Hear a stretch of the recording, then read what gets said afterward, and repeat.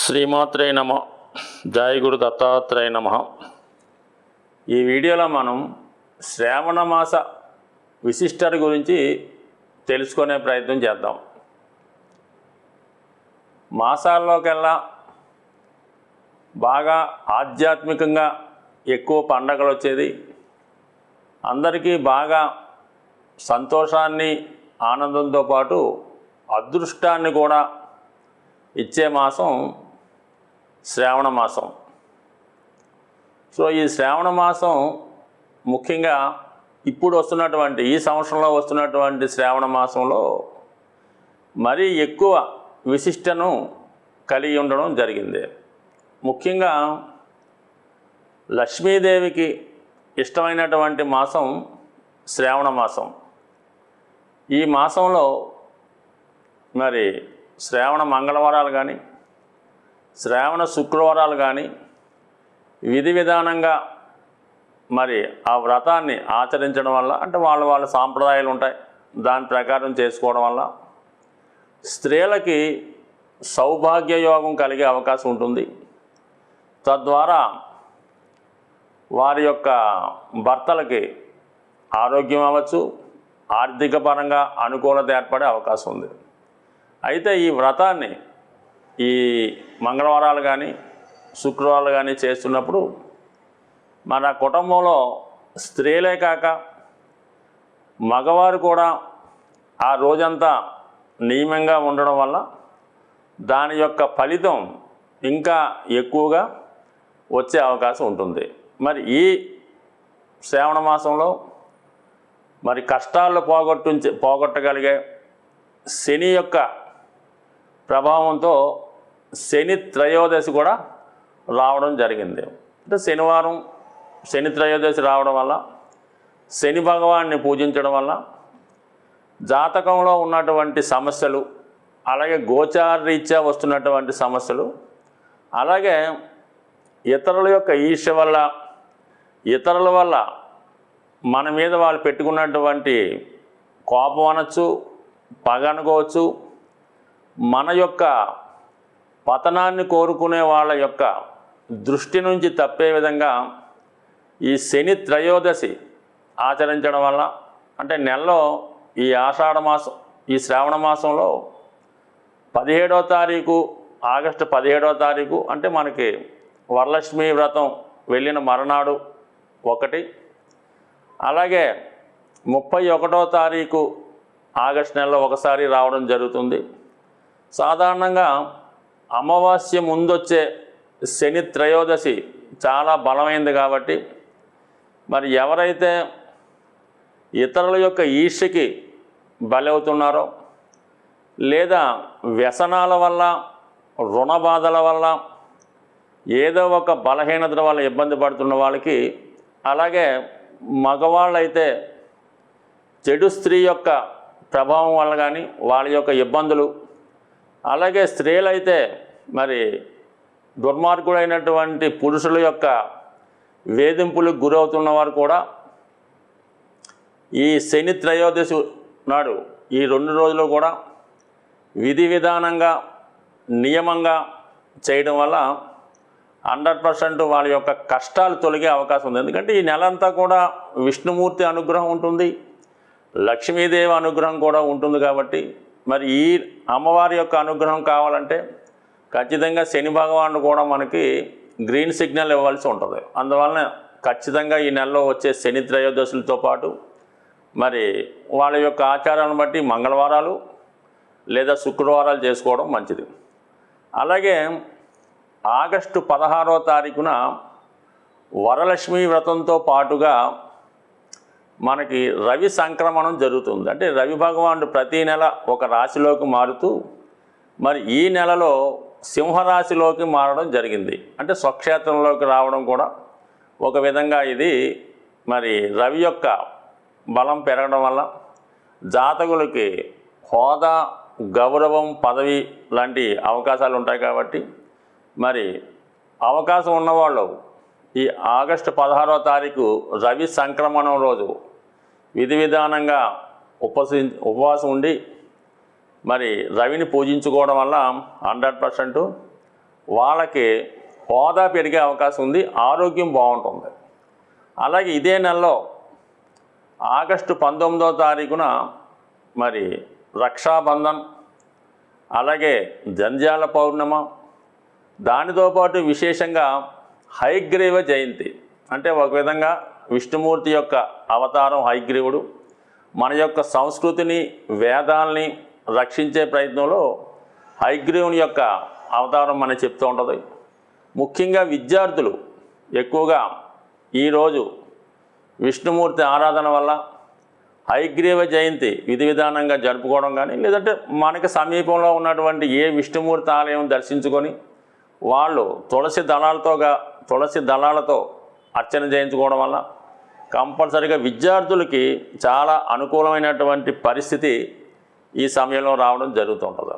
అలాగే మరి ఆగస్టు 21వ తారీఖున ఇంకోటి ఏంటంటే రాఘవేంద్ర స్వామి యొక్క ఆరాధన ప్రారంభం అవడం జరుగుతుంది. ఈ రాఘవేంద్ర స్వామి కూడా ప్రహ్లాదుని యొక్క అవతారంగా మనం చెప్పుకుంటారు కాబట్టి ఆగస్టు 21వ తారీఖున కూడా ముఖ్యంగా విద్యార్థులు ఎవరైతే విద్య కొరకు చదువుతున్న వాళ్ళు, కాంపిటేటివ్ ఎగ్జామ్స్కు ప్రిపేర్ అవుతున్నవారు, గవర్నమెంట్ పరీక్షలకు ప్రిపేర్ అవుతున్నవారు ముఖ్యంగా ఈ ఆగస్టు 19, ఆగస్టు 21 2 రోజులు కూడా మరి ఆగస్టు 21న అయితే మీరు ఏదైనా రాఘవేంద్ర స్వామి మనకు అనుకూలంగా అందుబాటులో లేకపోతే దత్తాత్రేయుడు, సాయిబాబా మొదలగు ఆలయాలు దర్శించి విధి విధానంగా అక్కడ ఉన్నటువంటి గురువుల యొక్క ఆశీర్వాదం తీసుకోవడం వల్ల విద్యార్థులకి, నిరుద్యోగులకి అత్యంత ఉపయోగకరమైనటువంటి పండుగలు ఈ నెలలో రాబోతున్నాయి.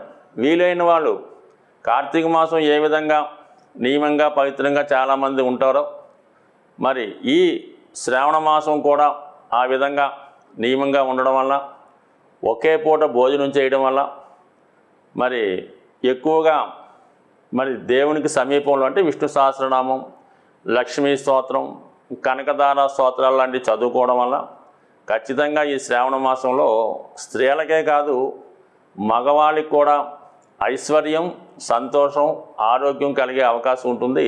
కుంభరాశి వారికి మరి ఈ శ్రావణ మాసంలో ఈ వీడియో చేయడం కూడా కేవలం కుంభరాశి వారిని అదృష్టం వైపు తిప్పాలనే ఉద్దేశంతోనే పర్టికులర్గా ఈ వీడియో చేయడం జరిగింది. మరి కుంభరాశి వారికి గ్రహస్థితి అంత అనుకూలంగా లేదు ఈ శ్రావణ మాసంలో. ముఖ్యంగా ఒక రాశి వాళ్ళు జాతకం బాగుండాలంటే ఒకటేంటంటే లగ్నాధిపతి అంటే రాష్ట్రాధిపతి శని వీళ్ళకి కుంభరాశి వారికి బలంగా ఉండాలి. లేదు ఈ రాశికి యోగకారకుడు శుక్రుడు మరి బలంగా ఉండాలి. ముఖ్యంగా కుంభరాశి వారికి స్త్రీల యొక్క అనుకూలత ఉండాలన్నా, ఆర్థిక పరిస్థితి అనుకూలంగా ఉండాలన్నా, కేవలం ఒక మంచి వాహనం ఉండాలన్నా, మంచి గృహం ఉండాలన్నా, చివరికి మంచి బట్టలు కట్టుకోవాలన్నా, మంచి భోజనం చేయాలన్నా శుక్రగ్రహ స్థితి కంపల్సరీగా అనుకూలంగా ఉండాలి. శుక్రుడు మరి గోచారంలో ఎంత బలహీనంగా ఉండి ఎక్కువ పాపగ్రహాలతో కలిసి ఉన్నప్పుడు జాతకుడు స్థితి చాలా ఇబ్బందికరంగా ఉంటుంది. కొన్ని సందర్భాల్లో వేరే విధంగా ఆనందంగా ఉండే అవకాశం ఉన్నది. అంటే కొద్దిగా సమాజం యొక్క కట్టుబాట్లకి వ్యతిరేకంగా ఉండే అవకాశం ఉన్నదన్నమాట. అంటే శుక్రుడు పాపగ్రహాలతో కలిసి ఉన్నప్పుడు మరి సాధారణంగా జాతకుడికి వ్యసనాల మీద ఆసక్తి కలుగుతూ ఉంటుంది. సరే ఇప్పుడు అది ప్రస్తుతం కానీ శుక్రుడు ఈ రాశి వారికి ప్రస్తుతం సింహరాశిలో సంచరిస్తూ మరి శత్రుస్థానంలో సంచరిస్తున్నాడు. పైపెచ్చు జలతత్వ గ్రహం శుక్రుడు, అగ్నితత్వ రాశి సింహం, అందులో ఉండడం వల్ల మీ సంపద ఆవిరైపోతుంది. మరి సప్తమ భావం అవటం వల్ల ఏంటంటే స్త్రీలతో విరోధం, భార్యతో అనుకూలత లేకపోవడం, వాళ్ళకి ఏదో సమస్యల వల్ల మీరు ఇబ్బందులు పడడం జరుగుతుంది. పోనీ ఇక్కడితో జరిగిందా? నెమ్మదిగా శుక్రుడు ఆగస్టు 25 తర్వాత ఇదే శ్రావణ మాసంలో కన్యారాశిలోకి ప్రవేశిస్తున్నాడు. అంటే నీచ స్థితిలోకి వెళ్తున్నాడు. పోనీ ఓకే, నీచ స్థితిలోకి వెళ్తున్నాడు, ఎవరో తక్కువ స్థాయి వాళ్ళతో విరోధం రావడం కానీ, వాళ్ళతో సంబంధం పెట్టుకోవడం కానీ జరగవచ్చు. అలాగే ఆర్థిక పరిస్థితి జగదాడడం వల్ల మనకన్నా తక్కువ స్థాయి వాళ్ళ వద్ద చెయ్యి చాపవలసిన స్థితి రావచ్చు. అక్కడితో ఊరుకున్నాడు, ఆ శుక్రుడితో కేతు కలుస్తున్నాడు. ఇది పూర్వజన్మలో మనం చేసినటువంటి పాపకర్మలు ఈ జన్మలో అనుభవించవలసి వస్తుంది.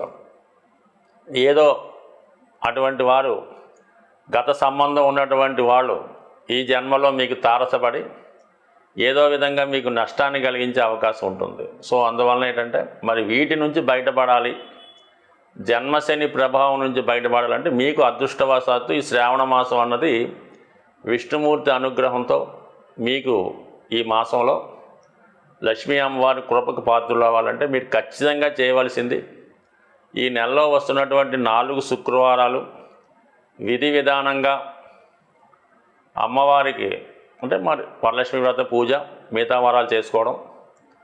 కొంతమంది ముత్తైదువులకి మీ స్థాయిని బట్టి ఎక్కువగా తాంబూలం వాళ్ళకి చెల్లించడం వల్ల, అదే మీ యొక్క దగ్గర బంధువులు మీ రక్త సంబంధికులు ఉన్నటువంటి అక్కచెల్లెళ్ళకి కానీ తల్లి లేదా తల్లి సమానమైనటువంటి వారికి వారి సంతోషానికి తగు విధంగా మీ స్థాయిని బట్టి వాళ్ళకి మంచి వస్త్రాలు బహుమతిగా ఇవ్వడం వల్ల, వారి యొక్క ఆశీర్వాదం పొందడం వల్ల ఒకటి శుక్రుడు బలవంతుడవుతాడు. అలాగే మరి ఈ నెలలో శని త్రయోదశి ఆగస్టు 17, 31 ఈ రోజుల్లో శని భగవాన్ని తైలాభిషేకం చేయించి ఆ రోజు నియమంగా శాస్త్ర ప్రకారం ఉండడం వల్ల మీ యొక్క సమస్యలు అంటే ఇది ఈ నెల చేసుకోవడం వల్ల మీకు దీని పవరు 1 సంవత్సరం పాటు మీకు ఉంటుంది. అలాగే వీలైన వాళ్ళు ఈ నెలలో 1 పూట భోజనం, 1 పూట లైట్ మీల్స్ పలహారం తీసుకొని మరి ప్రతిరోజు కూడా పడుకునే ముందు ఏదో ఒక భగవంతుని ఇష్టదైవాన్ని ధ్యానించుకోవడం. ముఖ్యంగా మీరు సాధారణంగా ఇప్పుడు అందరూ మంచం మీద పడుకుంటుంటారు. దిగేటప్పుడు అంటే ఫస్ట్ మనం భూమి మీద అడుగు వేసేటప్పుడు గమనించండి, మీరు ఉత్తరం వైపున్నా దిగండి, తూర్పు వైపున్నా నడిచి అంటే తూర్పు దిగితే తూర్పు వైపు, ఉత్తరం అయితే ఉత్తరం వైపు, ఇంకా వీలైతే మంచం దిగిన తర్వాత ఈశాన్యం వైపు తొలి నడక వేయడం వల్ల మీకు ఆ రోజంతా విజయ అవకాశాలు మెండుగా ఉండే అవకాశం ఉంటుంది. మీకు శని త్రయోదశి నాడు శనికి తైలాభిషేకం చేయించుకునేటప్పుడు ఖచ్చితంగా కొన్ని నియమాలు అనేది పాటించాలి. అంటే విధి విధానంగా ఆ రోజు మీరు పరిశుభ్రంగానే శివాలయంలో ఉన్నటువంటి నవగ్రహ ఆరాధన చేయడం. అంటే ముందుగా మీరు శివుణ్ణి దర్శించి శివుని యొక్క పర్మిషన్ తీసుకోవాలి. అక్కడ శివుని పర్మిషన్ తీసుకొని దాని తర్వాత మీరు నవగ్రహ మండపం దగ్గరికి వచ్చి మరి 11 ప్రదక్షిణలు చేయడం అన్నది ఆచారం. దాని తర్వాత అక్కడ ఉన్నటువంటి అయ్యవారితోని మీరు ముందుగానే ఏర్పాటు చేసుకోవాల్సి ఉంటుంది.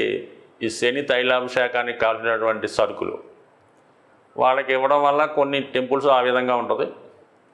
కొన్ని టెంపుల్స్లో మీరు బయట ముఖ్యంగా ఏంటంటే ఆయిల్, నువ్వుల నూనె, నల్ల వస్త్రం, నల్ల నువ్వులు, ఇంకా పూజకి కావాల్సిన పసుపు కుంకుమ ఇవన్నది కామన్గా తీసుకుంటారు.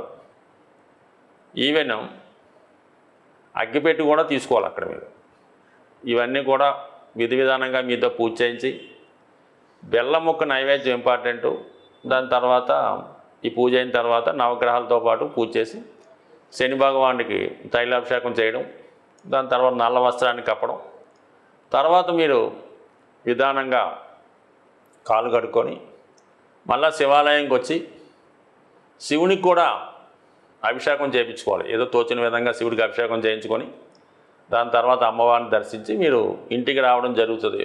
ఇక్కడ బట్టలు వదిలేయడం కానీ స్నానం చేయడం కానీ అలాంటి కార్యక్రమాలు లేకుండా డైరెక్ట్గా ఇంటికి వచ్చి మీరు అంటే మామూలుగా ఇంటికి వెళ్ళే ముందు ఎవరన్నా కాలు కడుక్కోవాలి. అది విధానం. శని దేవాలయంకి వెళ్ళామని కాదు. పూర్వకాలం నుంచి వస్తున్నటువంటి ఆచారం ఏంటంటే మనం ఎక్కడికి వెళ్ళినా మళ్ళీ తిరిగి ఇంట్లోకి వెళ్ళినప్పుడు కంపల్సరీగా మీరు కాళ్ళు కడుక్కొని ఇంట్లోకి వెళ్ళాలి. ఆ ఏర్పాటు చేసుకొని మీరు ఆ రోజు 99% ఆయిల్తో చేసిన పదార్థాలు ఏవి కూడా తినకూడదు. అంటే ఆయిల్ అంటే నెయ్యి, వెన్న అన్నీ కూడా, కనీసం మజ్జిగ కూడా చీలికలన్నమాట, అందులో ఉన్నటువంటి నెయ్యి కూడా బయటకు వచ్చేలా అటువంటి పచ్చి పులుసు, అన్నం, తాలింపు పెట్టిన పప్పు ఆ విధంగా తింటూ ఆ రోజు కింద పడుకోవాలి. భూసైనం అంటే మామూలుగా అయ్యప్ప దగ్గరికి వెళ్ళినప్పుడు ఎలాగో చాపో తలగడ పెట్టుకొని తలగడ గొప్పుడు పెట్టుకొని ఆ రోజంతా కూడా సంసార సుఖానికి దూరంగా ఎటువంటి వ్యసనాల గురించి ఆలోచించకుండా ఆ రోజు కింద పడుకొని ఆ రోజు మళ్ళీ మీరు సూర్యోదయానికి ముందే లేచి చక్కగా మీ స్నానం చేసి మీ కార్యక్రమాలు తీర్చుకుంటే ఖచ్చితంగా ఈ ఫలితం రావడం జరుగుతుంది.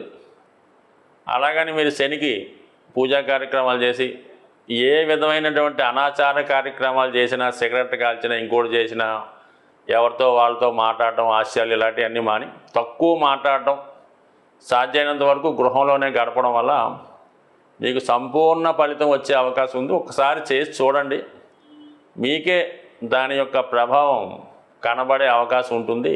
స్వస్తి.